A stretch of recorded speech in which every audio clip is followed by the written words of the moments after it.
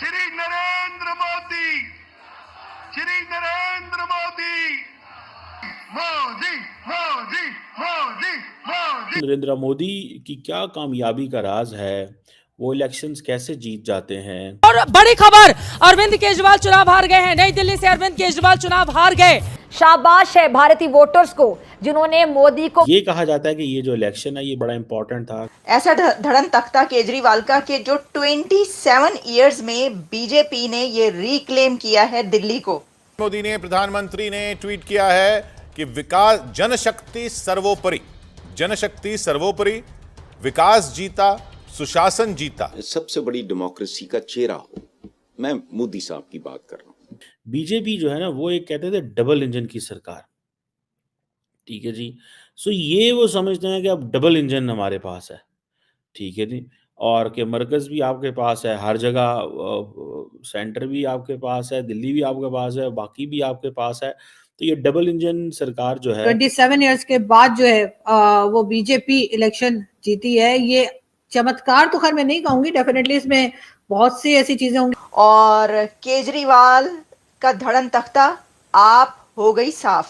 ये बात कही जा रही है कि आप हो गई साफ। इनसे निजात दिलाओ, आपको पता नहीं था कि अवाम क्या चाहती है। अब क्वेश्चन ये है कि ऐसी क्या, हमारे पंजाबी में कहते हैं ऐसी क्या गिदड़ सिंगी है कि मोदी साहब जो है वो हमेशा ये छोटा सा वीडियो, दिल्ली में आज जो रिजल्ट है आपके सामने है, 48 बीजेपी, 22 कांग्रेस, 0 22 आम आदमी पार्टी। और बहुत सारी सीटें ऐसी हैं जहां पर अगर कांग्रेस और आम आदमी पार्टी के वोट को कंबाइन किया जाए, जोड़ा जाए, तो बीजेपी वहां पर हार रही है। बट ऐसा हो ही नहीं सकता है क्योंकि ऑब्वियसली गठबंधन था नहीं, कांग्रेस कुछ ना कुछ वोट तो लेती। उस वोट को अगर आप काउंट करेंगे कि दोनों एक हो जाए तो ये जीत जाए, ऐसा नहीं होता है। तो इस पर पाकिस्तान के पत्रकारों का रिएक्शन देखते हैं, फिर इस वीडियो पर बात करते हैं। प्लीज़ चैनल को सब्सक्राइब करेगा। नरेंद्र मोदी की क्या कामयाबी का राज है, वो इलेक्शंस कैसे जीत जाते हैं। अभी जो दिल्ली के अंदर इलेक्शंस हो रहे हैं उसमें मैंने देखा है कि उनकी पार्टी जो है उनके पास तकरीबन 48 सीट्स हैं। आम आदमी पार्टी जो है वो 22 सीट्स के साथ खड़ी है। और बड़ी क्लैरिटी है कि नरेंद्र मोदी जो है और उनकी पार्टी जो है वो दिल्ली के अंदर गवर्नमेंट बनाएंगे।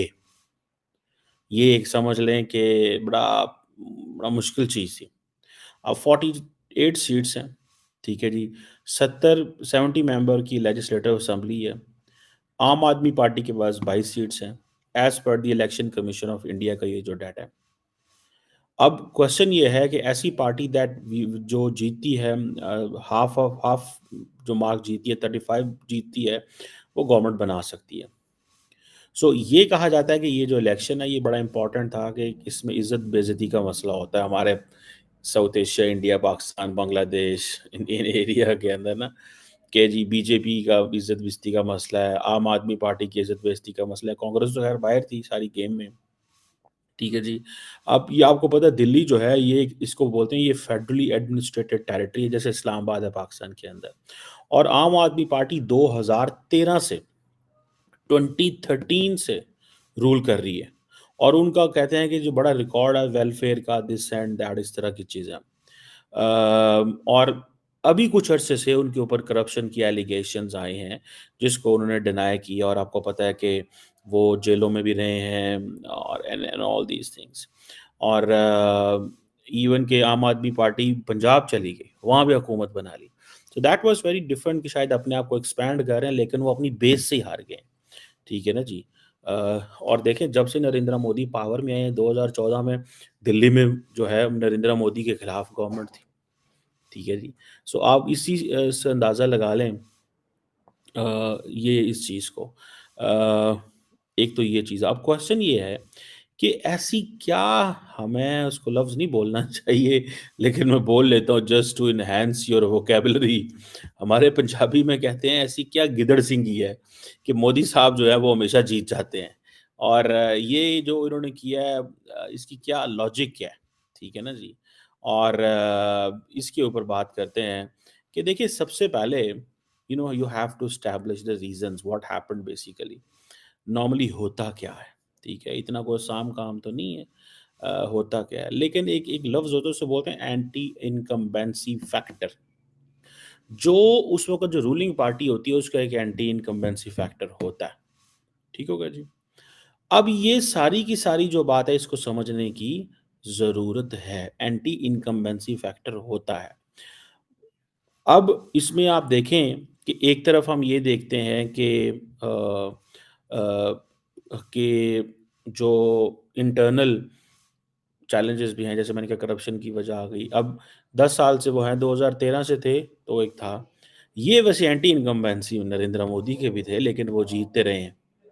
सो इट मीन्स कि नरेंद्र मोदी जो है वो उनको एंटी इनकम्बेंसी फैक्टर कुछ नहीं कह रहा। और ये पार्टी जो है आम आदमी पार्टी है, लार्जली इसको कहा जाता था ये मिडल क्लास की पार्टी है। तो ये मिडल क्लास की पार्टी जो है वो एक होती थी। बीजेपी जो है ना वो एक कहते थे डबल इंजन की सरकार। ठीक है जी। सो ये वो समझते हैं कि अब डबल इंजन हमारे पास है। ठीक है जी। और कि मरकज़ भी आपके पास है, हर जगह सेंटर भी आपके पास है, दिल्ली भी आपके पास है, बाकी भी आपके पास है। तो ये डबल इंजन सरकार जो है ये अब चल रही है। और नरेंद्र मोदी ने ही कैंपेन लड़ी इस इलेक्शन की। और आम आदमी पार्टी की बहुत सारी वेलफेयर स्कीम्स हुई थी और उन्होंने कहा जी कि हम डबल इंजन डेवलपमेंट देंगे और ये भी कहा कि हम आपकी करप्शन को भी एक्सपोज करेंगे। अब Narendra Modi is a person जिसके ऊपर करप्शन चार्जेस कोई नहीं है, ये करप्शन की बात कोई नहीं है। ये चीज़ जो है that is something which is there. So ये फैक्टर्स हैं, इसको थोड़ा समझना पड़ेगा कि एक तो उन्होंने कहा जी डबल इंजन डेवलपमेंट देंगे, दूसरा उन्होंने कहा जी कि हम आपको जो है वो आदमी की पार्टी की करप्शन जो है उसके ऊपर क्रैकडाउन करेंगे। और मुझे ये लग रहा है व्हाट आई अंडरस्टैंड कि आम आदमी पार्टी क्योंकि मिडिल क्लास की पार्टी थी, 22 सीटें जीती हैं वर्सेस 48 है बीजेपी की। मुझे ये लग रहा है कि नेक्स्ट कमिंग डेज में बीजेपी जो है वो थोड़ा टफ टाइम देगी, थोड़ा टफ टाइम देगी। और वो टफ टाइम किसको देगी? वो टफ टाइम देगी आम आदमी पार्टी की लीडरशिप को। और ये जो करप्शन वाले केसेस हैं इनको वो थोड़ा लेजिटिमेट करेंगे। इट ऑल्सो मीन्स कि जो आम आदमी पार्टी है it lost confidence in the middle class, इनके ना मिडिल क्लास से कॉन्फिडेंस छिन गया।